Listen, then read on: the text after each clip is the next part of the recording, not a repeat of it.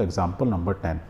A cyclist speeding at 18 km per hour on a level road taking a sharp circular turn of radius 3 meter without reducing the speed. The coefficient of static friction between the tires and the road is 0.1. Will the cyclist slip while taking the turn?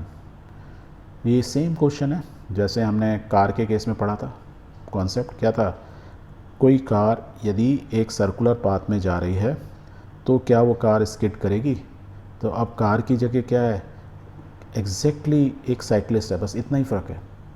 Car में 4 पहिए थे, इसमें 2 पहिए वाली हैं. वो आदमी petrol से चल रही थी, पैरों से चल रही है. राइट. तो अब ध्यान से देखो, a cyclist speeding at 18 kilometre per hour. ये जो साइकिलिस्ट इस रोड पे चल रहा है, ये डॉट से यदि रिप्रेजेंट करते हैं, उसकी वेलोसिटी दी हुई है v. एंड सर्कुलर रेडियस है, radius is equal to 3 metre, means r की वैल्यू दी हुई है. ठीक है. v दिया है, r दिया हुआ है.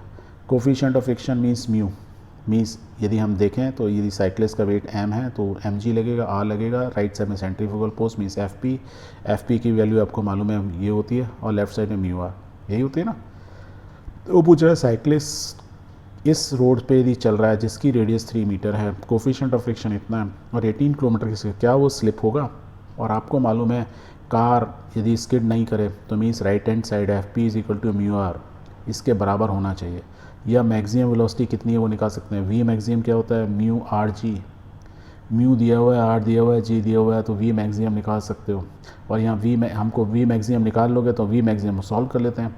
यदि वो 18 से ज़्यादा हुई तब तो ये है बंदा आराम से निकल जाएगा, और 18 से कम हुई तो एक्चुअल वेलोसिटी तो ज़्यादा हो गई तो वो बंदा स्लिप कर जाएगा. Let's calculate. सो गिवन क्या क्या दिया हुआ है? v is equal to 18 kilometre per our.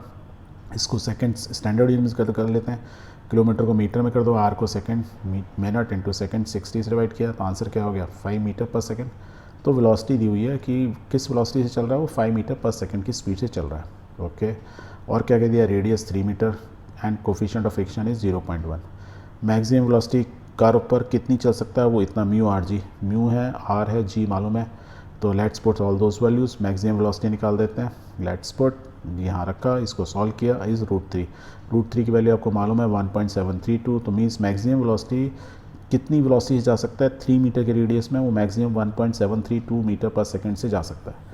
और वो एक्चुअल में कितना चल रहा है? 5 मीटर पर second. That means maximum velocity से बहुत ज़्यादा चल रहा है. तो ये बंदा तो स्लिप होगा ही होगा. तो वी विल से कि v because actual velocity is greater than the maximum velocity, recommended velocity से बहुत ज़्यादा है. तो क्या होगा? बंदा, सो ही विल स्लिप. आंसर आ गया हमारा. क्लियर.